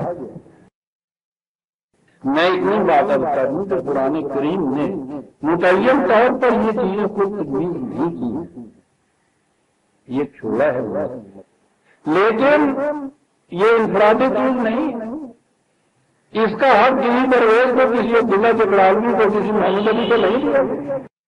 اگر یہ دیے جائے تو اتنا خدشات پیدا ہو جاتا ہے، میں اپنے طریقے کی نماز ہو، اس کے طریقے کی نماز ہو، اس طریقے کی نماز، ہر ایک ہم میں سے یہ کہتا ہوا کہ صاحب خدا کی تجویز کرتا ہے، یہ کہنے والا کہ خدا نے یہ کہا ہے وہ تو ایک آیا تھا نا، اب دیکھو کتنا خلفشار خدا نے قادیانی نے مچا دیا، یہی کہہ کے مچا دیا نا کہ خدا نے یہ کہا ہے۔ وہ بھی اگر یہ کہتا ہے کہ صاحب میرا یہ خیال ہے تو کہتے ہوتا رہو تمہارا خیال ہے، ہم تو باندھیں گے تمہارا خیال۔ یہ بات کہ خدا نے ایسا کہا، انہوں نے یہ کہا کہ خدا نے کہا ہے کہ 4 رکعتیں، خدا نے کہا ہے 2 رکعتیں، خدا نے کہا ہے 2 سجدے، خدا نے کہا ہے 1 سجدہ۔ اور اگر یہ اختیار ہارے کو دیے جائے اور اس صورت میں جو ہارے کو اختیار ہوگا آپ انہیں کیسے روک سکتے ہیں؟ تو آپ سوچیے کہ کیا کچھ ہاں وہ ڈیڑھ ان کی مسجد سے بنا تو نہیں ہے نا انہوں نے اللہ کا، تو امت میں اتنا خلفشار ہے۔ اس لیے عزیزان من سن رکھیے یہ بات جو میں کہتا ہوں، میرا مطلب یہ ہے کہ یہ چیز صرف خلافت علی منہاج رسالت جسے اسلامی مملکت ہے یہ اس کا حق اور اختیار۔ قرآن نے جو کہا ہے امرہم شورا بینہم، تو یہ کہا ہے اللہ زینا ان مکناہم فی الارض، جنہیں تمکن حاصل ہوگا زمین میں، جنہیں مملکت حاصل ہوگی زمین میں، یہ جو اس مملکت کے ارباب حد و قد ہوں گے، یہ جو جماعت ہوگی یہ اس کو حق ہوگا اور اس کو بھی خود حق نہیں ہوگا۔ امرہم شورا بینہم، امت کے مشورے سے یہ لوگ اس بات کو طے کریں گے کہ کون سا وقت ہونا چاہیے، کیا ڈیٹیلز ہونی چاہیے، کیا طریق ہونے چاہیے، یہ ان کا فریضہ ہے کہ وہ یہ کچھ کریں۔ ٹھیک ہے، یہ اہل قرآن میں اعتراض کرنے کے لیے تو یہ قرآن نے کہا ان الصلاۃ کانت علی المؤمنین کتابا موقوتا 4/103 کہ صلاۃ تو ایک موقوت فریضہ ہے، یعنی وقت کے اوپر جس میں شریک ہوا جائے گا۔ ٹھیک ہے، کتاب موقوت کیا نام ہے اس کے لیے، جو وقت اس کے لیے مقرر کیا جائے گا اس میں آنا پڑے گا تم کو۔ نظام چلتے اسی طرح سے، اس نظام میں باہمی مشاورت سے جو وقت طے کر دی کہ یہ وقت ہوگا اجتماع کا، تاکید کی ہے قرآن نے کہ یاد ہے تو جب اس کے لیے وقت کا تعین کر دیا جائے تو اس وقت کے اوپر تمہیں اس میں جانا ہوگا۔ یعنی اس طرح سے کتابیں محفوظ، یہ نہیں ہے کہ اپنے طور پر کرم چاہے کہ کوئی بات نہیں صاحب وہاں کا اجتماع ہوتا رہے تو اسی اپنے گھر کی 4 بندے جمع ہو جانے ہیں، جن کوئی گل نہیں، اللہ اللہ کرنا، اللہ اللہ بھی کر سکتے، جنگل سے بھی کر سکتے، یہ ہے کتابیں محفوظ اور یہ وہ چیز ہے۔ لیکن سن رکھیے جو میں کہتا ہوں، اب جب کہ وہ خلافت اللہ منہاج رسالت ہے نہیں، اب جب کہ اسلامی مملکت میں کہیں نہیں ہے، امت کیا کرے پھر اس وقت؟ یا تو یہ انتشار پیدا کرے کہ ہر ایک کو اختیار دے کہ صاحب جس طرح سے ٹھیک ہے آپ اپنے طور پہ کہہ لیجیے صاحب جو ہم سے یہ تعلق ہو گیا ہے کرتے چلے جائیے۔ اتنا انتشار، اتنا کیس مچ جائے امت کے اندر، 2 آدمی کے کٹھے نہ رہ سکے۔ میں نے یہ مسئلہ کیا ہے کہ بھائی اب جب کہ یہ صورت ہے کہ وہ نظام جان نہیں، تو یہ جس طریق سے امت کرتی چلی آ رہی ہے اس کو اسی طرح سے قائم رکھا جائے، اس میں کوئی تبدیلی نہ، اپنے اپنے طریقے کے مختلف فرقے ہی صحیح، ایک فرقے کے لوگ تو بہرحال ہمراہ میں ہے نا اپنے کسی اس قسم کے کام کرنے کا۔ ایک تم نے اور شروع کیا، ایک نیا فرقہ اور وجود میں آ گیا، امت کی وحدت تو پہلے ختم ہوئی ہے، تم اس میں اور اضافہ کرتے چلے۔ میرا مقصد یہ ہے، سن رکھیے کہ جس طریق سے امت ان چیزوں پہ عمل پیرا ہوتی چلی آ رہی ہے اس وقت تک، یہ ایک بات ہے کہ کوئی بات قرآن کے خلاف نہ جاتی ہے اس میں، لیکن بہرحال یہ کہ نماز روزے وغیرہ کے جو طریقے یا جزیات جس پہ مسلمانوں کے مختلف فرقے عمل پیرا ہے اس میں کوئی بات شرک کی تو ہے نہیں۔ یہ تو ہے نہیں کہ کسی ایک فرقے نے سامنے بت رکھ کے اس کو پوچھنا شروع کر دیا ہے، کوئی اتنا صحیح فرق ہے نا کہ کوئی آج یہاں باندھ لیتا ہے جو یہاں باندھ لیتا ہے، کسی کا وقت ذرا پہلے شروع ہو جاتا ہے، کسی کا ذرا بعد میں شروع ہو جاتا ہے۔ میرا مقصد یہ ہے کہ ان میں سے کسی سے بھی مخالفت نہ تم کرو، کوئی جھگڑا نہ پیدا کرو، تم جس فرقے میں پیدا ہوئے ہو یا جس قسم کا تمہارا جی چاہتا ہے اس کے مطابق تم ان کو ادا کرتے چلے، کوئی نیا طریقہ وضع نہ کرو، موجودہ طریقوں میں کوئی تبدیلی پیدا نہ کرے، انتشار پیدا کرے، اسی طرح سے یہ کرتے چلے۔ ابتدا میں ہو سکتا ہے کہ حضور نبی اکرم صلی اللہ علیہ وسلم کے زمانے سے یہ چیز چلی ہوئی، یہی اس طرح مقرر کیے ہوئے ہوں گے، جس طرح سے بھی یہ ہوئے ہیں۔ یہ کچھ چھوٹے چھوٹے پیمانوں پہ صحیح فرقے ہیں، فرقوں کے اندر تو کچھ وحدت تو باقی ہے، اس میں مزید خلفشار نہ پیدا کرو، تو یہ ہے میرا مسئلہ کہ ان میں کوئی تبدیلی نہ کرو، اسی طرح سے رہتے، لیکن ان میں باہمی منازعے، مباحثے، جھگڑے، فساد یہ نہ برپا کرو۔ ہاتھ باندھنے والا کافر، ہاتھ چھوڑنے والا کافر، قطر نہیں، دونوں میں یہ ہے جو میں تبلیغ کرتا، جو میں تلقین کرتا چلا آ رہا۔ جہاں کوئی نئی بات وضع کرتا ہے سب سے پہلے میں مخالفت کرتا ہوں۔ یہاں لاہور میں ایک شخص نے شروع کر دیا فتنہ کہ نماز اردو میں بھی کی جاتی ہے۔ میں نے کراچی میں بیٹھے ہوئے اس کے خلاف قبض عدم پوسٹر لاہور میں لگوایا کہ نیا فتنہ پیدا ہو رہا ہے، روکیے اس کو، حالانکہ وہ کہنے والا ذاتی دوست ہے۔ سب سے پہلے میں نے مخالفت کی، میں نے کہا اور فتنہ امت میں کھڑا ہو گیا۔ پہلے تھوڑا ہم ان کے ہاتھوں سے دکھتے ہوئے صدمے اٹھا رہے ہیں فرقہ بندیوں کے ہاتھوں سے، اب یہ ایک اور فکر پیدا ہوا۔ نماز قرآن کے الفاظ دہرائے جاتے ہیں، قرآن عربی زبان کے اندر ہے، عربی زبان کے قرآن کے الفاظ کا متبادل کسی زبان میں نہیں ہو سکتا، اردو زبان میں نہیں نماز ہو سکتی۔ میں نے یہ جو کچھ کہا کہ یہ اہل قرآن جو فتنہ اٹھا رہے ہیں، سخت فتنہ امت کے اندر، یہ 3 وقت کی اور 2 رکعتیں اور ایک سیدھا بالکل غلط، امت جیسے کرتی چلی آ رہی ہے بالکل اسی طرح سے۔ اور میں نے کہا کہ میں خود اسی طرح سے اسی بھی عمل کر رہا ہوں، اسی طریق سے نماز پڑھتا ہوں، اسی طریق سے روزے رکھتا ہوں۔ اور آپ کو معلوم ہے کہ تو میرے خلاف پراپیگنڈا ہو رہا ہے 25 برس سے کیا ہو رہا ہے۔ میرے متعلق یہ کہا جا رہا ہے کہ یہ شخص ایسا 3 نمازیں اور 9 دن کے روزے اور ایک ذمہ اردو میں نماز میرے متعلق کہا جا رہا ہے۔ ذرا سوچیے یہ کون کہہ رہا ہے؟ اقامت دین کی سب سے بڑی علمبردار جماعت اسلام پھیلایا ہوا سارے ملک کے اندر، پروپیگنڈے کی مشینری ان کے پاس اتنی بڑی ہے، ہر مسجد ان کے قبضے، پریس ان کی اپنے ہزاروں آدمی یہ کچھ کہنے والے کیسے نہیں؟ 20 برس سے یہ چیزیں سینکڑوں ہزاروں سے باہر لکھ چکا ہوں کہ بابا میں ان کی مخالفت کر رہا ہوں۔ آپ نے کہا یہ گیا ہے کہ طلوع اسلام کو اگر کسی نے ہاتھ لگا دیا تو ایمان جاتا رہے گا، وہ اس لیے کہ یہ چیزیں اس میں موجود ہیں، اس کے قریب نہ جاؤ، اس کے درس میں نہ جاؤ، جادوگر ہے جی، جادوگر نہیں ہے، بات حقیقت ہے، اور وہ چلی ہوئی ہے لگ رہی ہے۔ 3 نماز میرے سنا ہوگا نا آپ لوگوں نے بھی، کسی جگہ دیہات کے کسی ملا کی مسجد میں آپ چلے جائیے، وہاں بھی دیکھیے تو کہیں گے صاحب ایک فتنہ پرویزی اٹھا یا نیا فرقہ کیا بھائی، کہتا ہے 3 نمازیں ہیں، 2 رکعتیں ہیں، ایک سجدہ ہے، 9 دن کے روزے ہیں، اردو میں نماز پڑھنی چاہیے، فرقہ پرویزی تو نماز پڑھتے بھی دیکھا ہوگا کبھی بتا دیا ہو فوٹو چاہیے۔ اور یہ چیزیں جو ہزاروں سے بات پہ لکھی ہوئی ہیں، کوئی شخص نہیں جو اٹھ کے سامنے سے ہمیں یہ کہہ رہے کہ ہم نے تو یہ دیکھا، کون یہاں پہنچا دی گئی ہے۔ جاننے والے کہتے ہیں کہ کون ان کے پاس سیر مارے بھیڑوں کے چھتے میں کون دی گئی، تو غریب کی جوڑو صاحب کی بھابھی وہ پرویز ہے، اس کی بات اس میں بیٹی میں کہہ کے چلے جاؤ، تم جانتے ہوئے یہ کہتے ہو کہ صاحب کون ان کے ساتھ چھیڑخانی کرے۔ ان کی کیفیت یہ ہے کہ وہ اپنے ایک مقصد کے لیے جیسا کچھ کہتے ہیں، انہیں پتہ ہے کہ ان کی کوئی طرح ان کی جتنی بھی حکمت عملی کے رنگ میں کہہ رہے ہیں، اس کا توڑنے والا صرف طلوع اسلام ہے اس مدد کے اندر عزیزان ایمان، کوئی دوسرا ان کے خلاف آواز نہیں اٹھاتا۔ انہوں نے ایسے گیٹ کر دیا وہ سب، اور یہ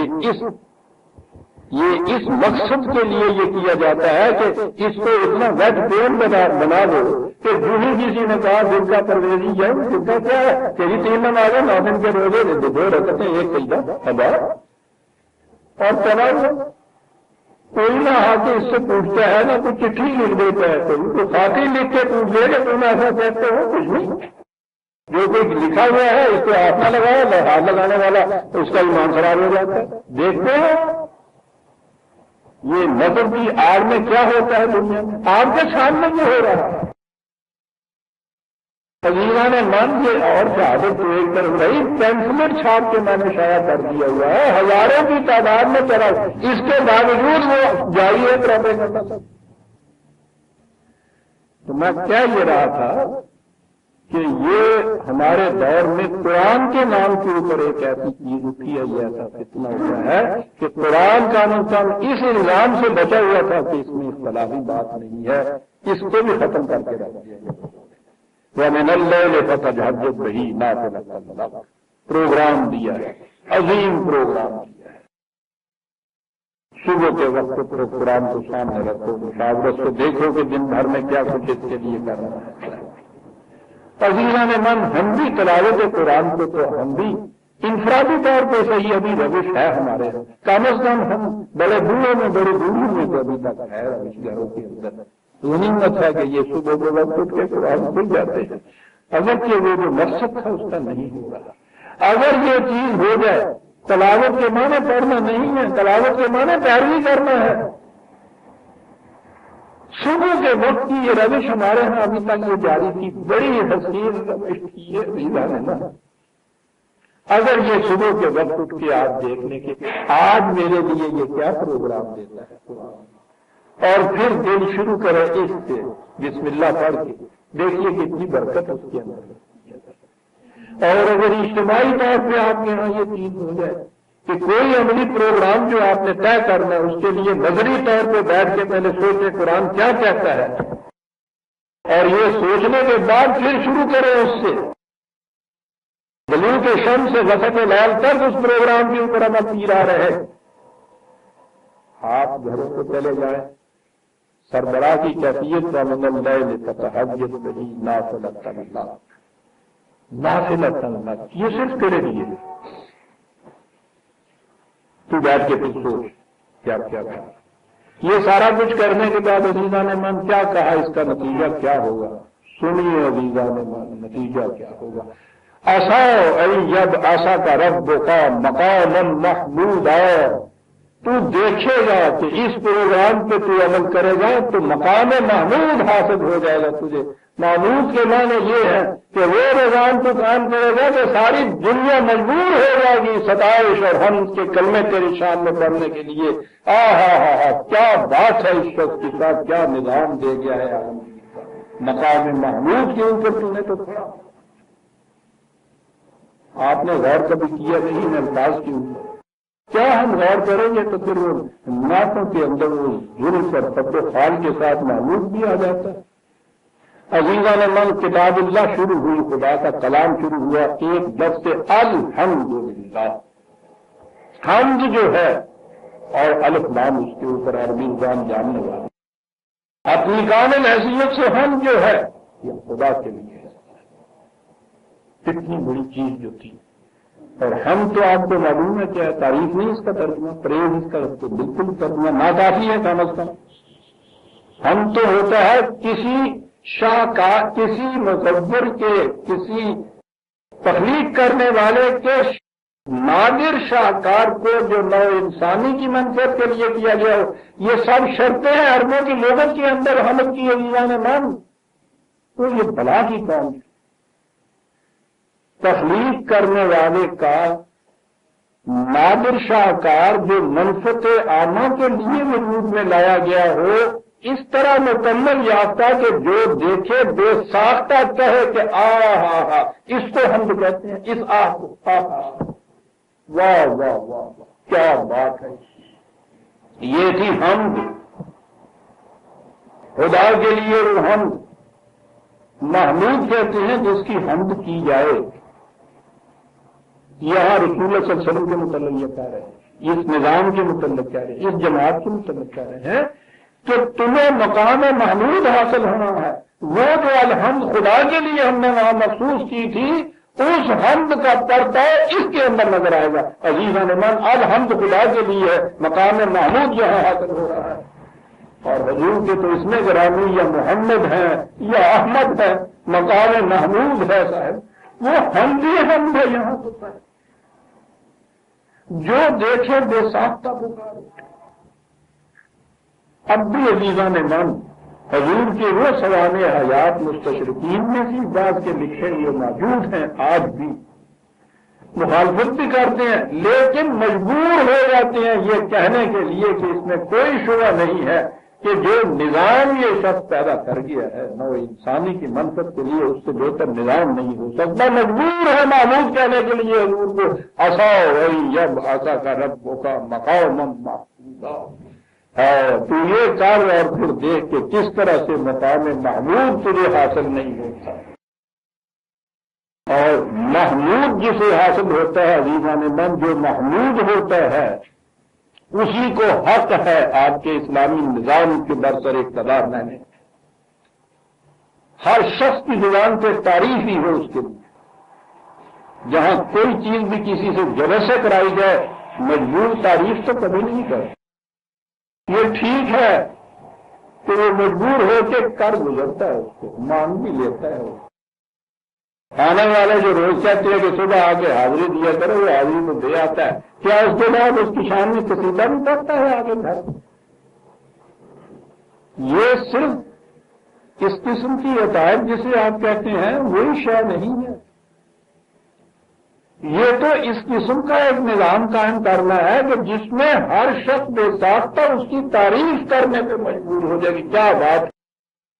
یہ تھا وہ نظام جو حضور نے قائم کیا، اور یہ تھا مقام محمود جو اس نظام کے قائم کرنے والے کو حاصل ہوتا ہے۔ اور یوں حضور کو رحمت للعالمین کہا ہے اللہ تعالیٰ نے۔ رحمت کے معنی یا سامان نشو و نما بہم پہنچانے والا، نہایت نرمی سے جیل خانے کے دروازے کی طرح روٹی دینے والا ہے۔ ماں جس طرح سے بچے کی پرورش رحم کے اندر کرتی ہے، رحمت و رحم سے ہے، اور اس پرورش کی بنیاد یہ ہوتی ہے، ماں کی انتہائی کوشش یہ ہوتی ہے، وہ انتہائی کوشش کیا پروسیس یہ ہے کہ اپنا آپ ڈھیل کے بچے کے اندر داخل کرتی چلی جاتی ہے کہ یہ پرورش پاتا چلا جائے، آپ کا کمزور ہوتی چلی جائے۔ اس میں خیر و روز مانگتی، چاند میرا بڑا ہوئے گا، سونا ہوئے گا، پہاڑ لگیں گے، سیڑے لگیں گے، دلہن آئے گی، یعنی اس کے مستقبل کے متعلق جو کچھ کھائے گی اس کے متعلق یہ کہ دودھ بنے زیادہ سے زیادہ، وہ انڈھیل دے اس کے اندر کے اس کی پرورش کو۔ یہ جو طریق ہوتا ہے اسے رحمت کہتے ہیں، رحم ہے یہ۔ اسی لیے حضور کو رحمت کہا ہے۔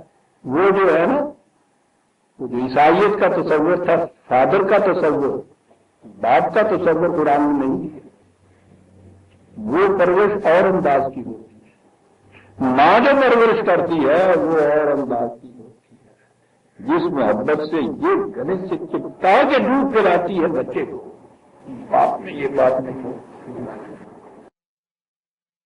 اپنے بدن کا جوس دوسرے کو دیتے چلے جانا اور محبت سے دیتے جانا، شفقت سے دیتے چلے جانا، یہ ہے جسے مقام محمود حاصل ہو۔ وہاں بھی الحمدللہ کی بات کہا تھا رب العالمین، وہ اس لیے برپور حمد و ستائش ہے کہ وہ ربوبیت عالمینی کرتا ہے۔ جو ربوبیت عالمینی نہیں کرتا وہ حمد و ستائش کا مستحق ہی نہیں ہو سکتا، اور مقام محمود حاصل ہو رہا ہے۔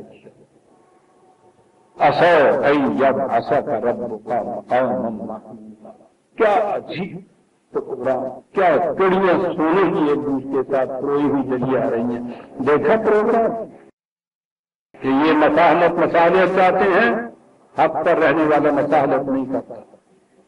جواب دے دو ان کو، جواب دیا ہے تو اب ٹکراؤ ہو گیا، بڑی شدت کا ٹکراؤ ہوگا۔